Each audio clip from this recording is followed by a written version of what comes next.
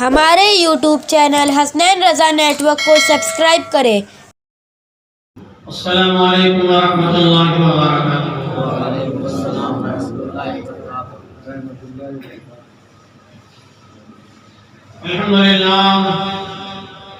الحمدللہ رب العالمین والعاقبۃ للمتقین والصلاة والسلام علی نبینا سید الانبیاء والمرسلین وعلی آلہ واصحابہ اجمعین، اما بعد فاعوذ باللہ من الشیطان الرجیم، بسم اللہ الرحمن الرحیم۔ ان الدین عند اللہ الاسلام، صدق اللہ المولانا العظیم وصدق رسولہ النبی الکریم، ونحن علی ذلک لمن الشاہدین والشاکرین، والحمد للہ رب العالمین۔ چمک تجھ سے پاتے ہیں سب پانے والے، چمک تجھ سے پاتے ہیں سب پانے والے، میرا دل بھی چمکا دے چمکانے والے۔ برستا نہیں دیکھ کر ابر رحمت، بدوں پر بھی برسا دے برسانے والے۔ اور یا رسول اللہ علیہ السلام، میں مجرم ہوں آقا مجھے ساتھ لے لو، میں مجرم ہوں آقا مجھے ساتھ لے لو، کہ رستے میں ہے جا بجا کھانے والے۔ اور تو زندہ ہے واللہ، تو زندہ ہے واللہ، میری چشم عالم سے چھپ جانے والے۔ محترم سامعین کرام، آئیے سب سے پہلے بارگاہ رسالت مآب میں جھوم جھوم کر درود پاک کا تحفہ پیش کریں، پڑھے بآواز بلند۔ اللہم صلی علی سیدنا مولانا محمد وآلہ وسلم، صلاۃ و سلام علیک یا رسول اللہ صلی اللہ تعالی علیہ وسلم۔ محترم سامعین کرام، اللہ تبارک و تعالی قرآن مجید میں ارشاد فرماتا ہے، ان الدین عند اللہ الاسلام، بے شک اللہ کے نزدیک کوئی اگر پسندیدہ دین ہے تو یہ دین اسلام ہی ہے۔ اور اسلام جو ہے ہر ماننے والوں کو ہر اعتبار سے مسلمانوں کی زندگی میں انقلاب برپا کر دیتا ہے۔ یہ مسلمان، یہ اسلام جو ہے، یہ دین اسلام پسندیدہ دین ہے۔ یعنی اللہ تبارک و تعالی ارشاد فرماتا ہے کہ جو دین اسلام کے علاوہ کسی اور دین کو قبول کرے، کسی اور دین کی تلاش میں رہے یا کسی اور دین میں رہے، تو اللہ تبارک و تعالی اس کو کبھی قبول نہیں فرمائے گا۔ کیوں؟ اس لیے کہ اللہ کے نزدیک پسندیدہ دین یہ دین اسلام ہے۔ اسلام ہر اعتبار سے انسان کو پاکیزگی کا درس دیتا ہے۔ اسلام وہ مذہب ہے، اسلام وہ دین اسلام ہے کہ انسان کو ہر اعتبار سے پاکیزگی کا، طہارت کا درس دیتا ہے، اخلاق کا درس دیتا ہے، عادات و اطوار کا درس دیتا ہے۔ اسلام جو ہے اچھے کردار کا درس دیتا ہے۔ اسلام جو ہے اچھے گفتار کا درس دیتا ہے۔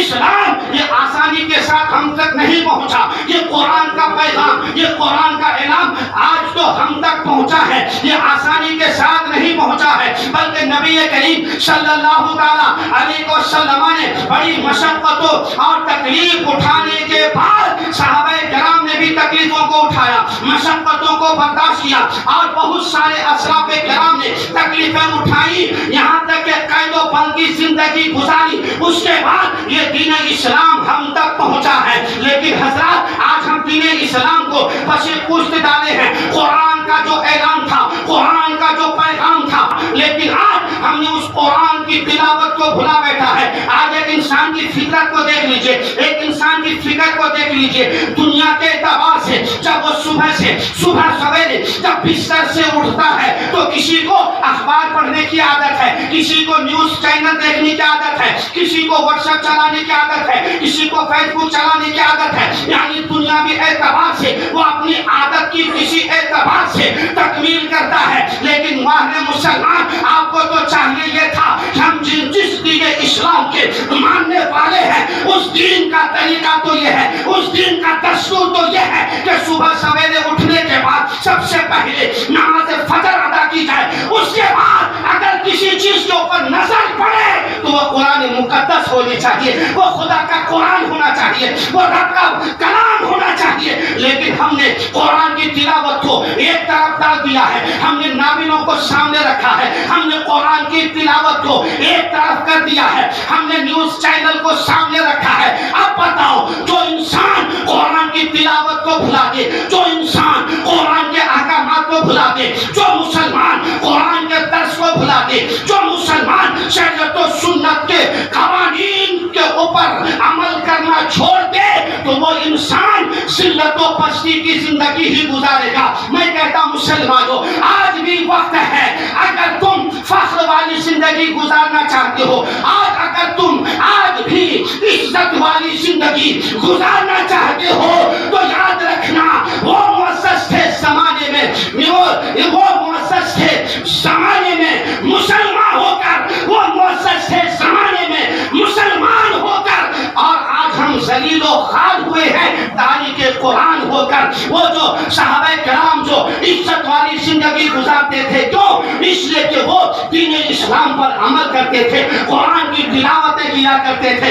लेकिन आज हम तो बस ये समझते हैं हम सैयद हैं, हम खान हैं, हम मुगल हैं, हम पठान हैं, हम फला हैं, हम फला हैं, बस हम इसी सोचो विचार में रह गए। हमने रब के फरमान को भुला दिया कि खान अलग चीज है, मुगल अलग चीज है, पठान अलग चीज है। अरे रब के नजदीक पसंदीदा लोग कौन हैं? तो रब ने फरमा दिया, इन्ना अक्रमकुम इंदल्लाहि अतकाकुम। अगर रब के नजदीक कोई पसंदीदा बंदा है, तो वो सबसे ज्यादा जो परहेजगार है, वही इज्जत वाला है, वही शोहरत वाला है, वही रुतबे वाला है, वही मर्तबे वाला है, जो रब के नजदीक मुत्तकी और परहेजगार है। आज हमें चाहिए हम मुत्तकी बन जाए, हमें चाहिए हम तकवादार बन जाए, हमें चाहिए हम तकवाशियार बन जाए, हमें चाहिए हमारी शब और रोज जिंदगी के एक एक हसीन लम्हात जिक्र मुस्तफा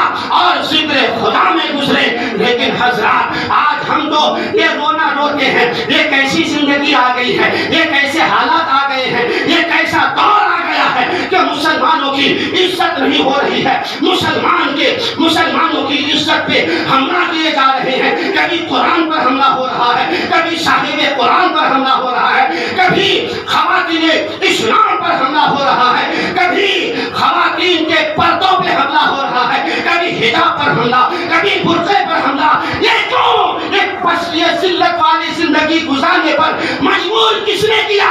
मैं तो कहता नहीं, किसी ने हमको मजबूर नहीं किया, बल्कि ये कमजोरियां, ये काहिलियां, ये सुस्तियां हमने अपने हाथों से लाया है। हमारी ये अपने हाथों की ही ये हर चीज कमाई है कि जिसकी वजह से, जिसकी नहुसत की वजह से आज हम जो है मुसलमान जो है अक्सर व बेशतर जिल्लत वाली जिंदगी गुजारते हैं। हज़रात, तारीख़ इस्लाम को उठाकर देखें, जिस इस्लाम पर हम चलते हैं, जिस दिन के हम मानने वाले हैं, अल्हम्दुलिल्लाह हम फख्र से सर को ऊंचा करके बोल सकते हैं, बोलते थे, बोल रहे हैं, आज सुबह कयामत तक बोलेंगे हम दीन इस्लाम के मानने वाले हैं। अरे ऐसा अपना किरदार बना लो, ऐसी गुफ्तार बना लो, ऐसी आदत बना लो कि फख्र से सर ऊंचा करके कह सको अल्हम्दुलिल्लाह हम तो नबी पाक के गुलाम हैं, हम अल्लाह के नेक बंदे हैं, रसूल पाक के नेक गुलाम हैं। लेकिन आज मुसलमान गले में टाई लगाया तो फख्र करता है, चेहरे पे दाढ़ी नहीं है तो फख्र करता है, अगर शर्ट पैंट के अंदर है तो फख्र करता है, टोपी वाले को हिकारत की नजर से देखता, और क्या कहते हैं इस्लामी लिबास वालों को हिकारत की नजर से देखता, टोपी वालों को, अमामा वालों को, शरीयत और सुन्नत पर अमल करने वालों को, मसले के आला हजरत के ऊपर अमल करने वालों को हिकारत की नजर से देखा जाता। लेकिन आज मुसलमान दाढ़ी पर फख्र करते हैं, बगैर दाढ़ी पे फख्र करते हैं और अपने आप को बड़ा समझते हैं। नहीं, ये बड़ा नहीं, बल्कि ये क्या कहते हैं, ये जिल्लत वाली जिंदगी है, ये पस्ती वाली जिंदगी है। अरे अगर इज्जत वाली जिंदगी गुजारना चाहते हो तो जो तरीका हजरत अबू बकर सिद्दीक का था, उसको अपनाओ। अगर मर्तबे वाली जिंदगी गुजारना चाहते हो तो जो फारूक आजम की जिंदगी का जो दस्तूर था, उसवे हसना था, उसके ऊपर अमल करो। और अल्हम्दुलिल्लाह हमारी जिंदगी में इनकलाब आ सकता है। हम जिल्लत का रोना रोते हैं, पस्ती का रोना रोते हैं, मजबूरी का रोना रोते हैं, लेकिन हमको तो ये चाहिए कि हमारी कमजोरी कहाँ से है। इसलिए कि डॉक्टर के पास अगर कोई इंसान जाता है तो डॉक्टर पहले दवा नहीं देता, बल्कि वो पहले बीमारी को पकड़ता है। ये बीमारी कैसे आई, कहाँ से आई, किस तरह से आई, किस वजह से आई, क्यों कर आई, उन तमाम चीजों को रिसर्च करने के बाद अगर अच्छा डॉक्टर है, अगर सड़क छापे तो गए पुड़िया बना के फेंक दे, वो अलग बात है। लेकिन जो तबीब हाजिक है, जो माहिर डॉक्टर है, वो पहले रिसर्च करता है, वो गौर फिक्र करता है, गौर खोज करता है ये बीमारी कैसे और कहां से आई, उसका इलाज करता है तो दवाई काम कर जाती है। उसी तरह मुसलमानों, तुम अगर सिर्फ ये चाहो हमारा सर बुलंद हो जाए, इज्जत वाली जिंदगी मिल जाए, हमारा नाम रोशन हो जाए, हमारा नाम ऊंचा हो जाए, तो कहने से कुछ नहीं होगा।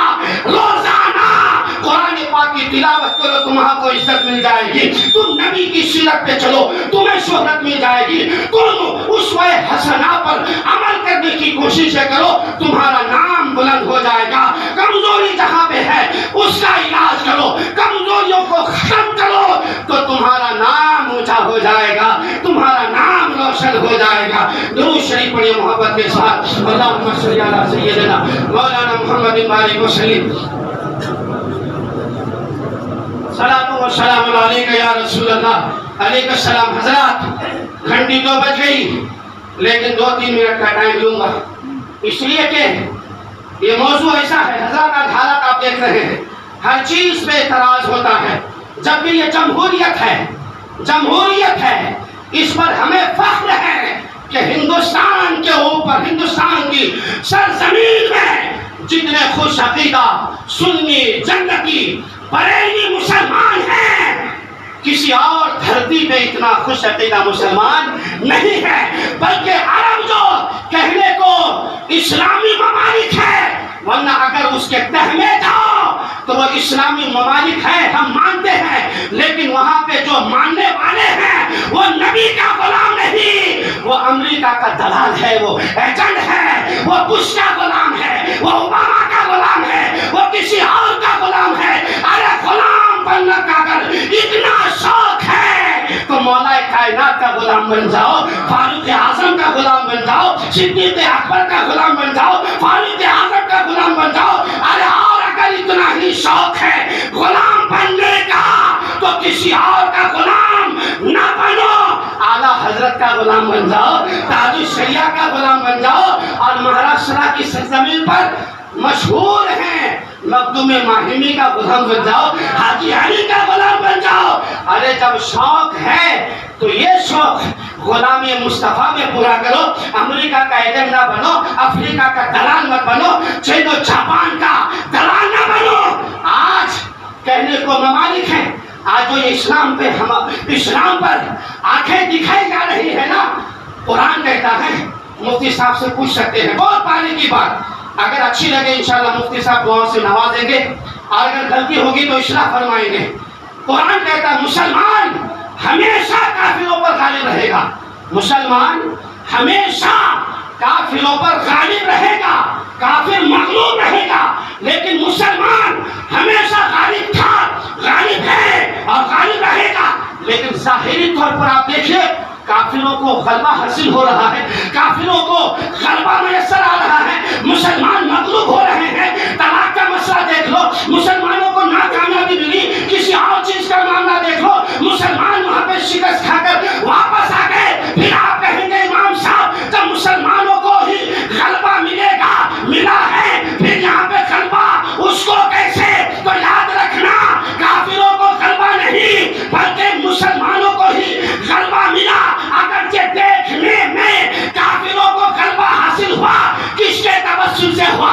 ये मुसलमान के जरिए से ही हुआ है। चाहे वो मुसलमान हो या बनावे मुसलमान हो, बनामे मुसलमान, मुसलमानों के ऊपर काफिरों को गलबा हुआ, वरना अगर असली सूरत में आता तो अल्लाह की इज्जत की कसम मुसलमानों के अलावा किसी और को गलबा हो ही नहीं सकता है। तलाक का मसला किसके वजह से हुआ?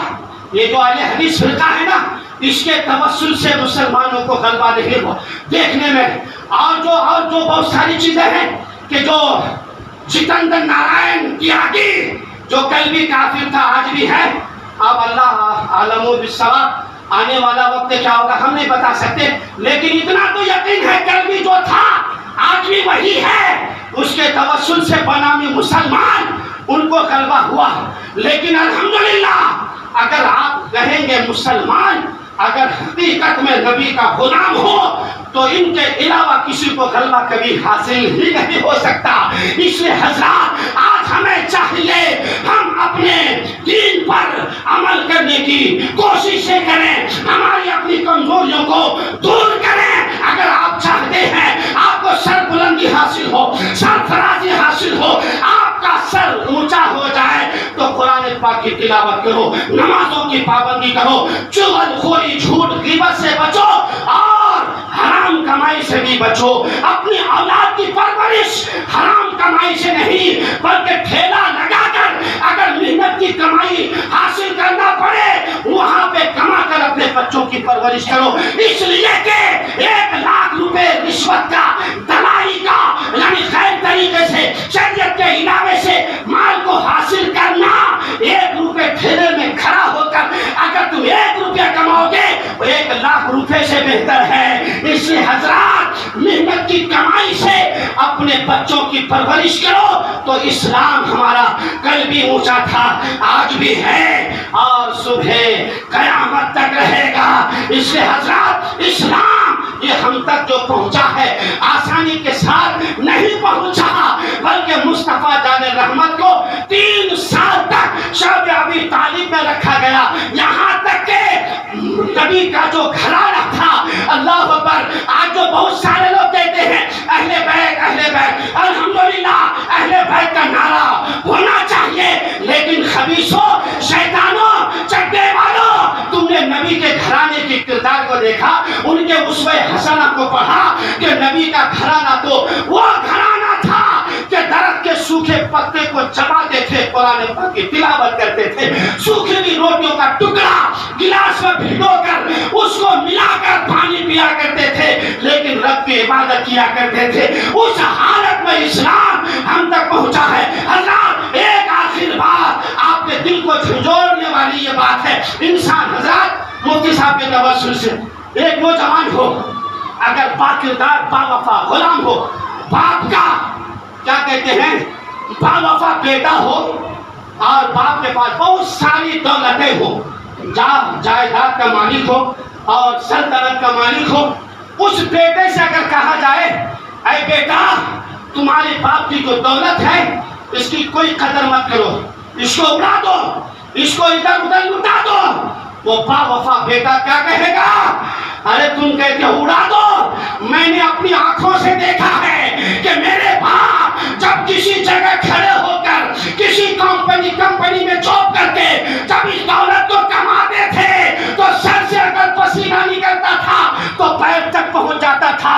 मेरे बाप ने बड़ी मेहनत से इस दौलत को जमा किया है, मैं इसको उड़ा नहीं सकता, मैं इसको लुटा नहीं सकता, मैं इसको खत्म नहीं कर सकता। अरे सुशाही के गैरतदार सुन्नी जन्नती मुसलमानों, एक बावफा बेटा बाप की मेहनत से कमाई दौलत को उल्टा नहीं सकता, लुटा नहीं सकता, मिटा नहीं सकता, उड़ा नहीं सकता। तो मेरे आका ने पसीना बहाकर नहीं बल्कि जब ताइफ के मैदान में गए थे तो सर से पसीना नहीं निकला था बल्कि खून के फव्वारे निकल रहे थे। वो खून का कतरा सर से जब निकलना शुरू हुआ तो बहकर उनके क्या कहते हैं नालैन तैयबा में आकर बोसा लिया था।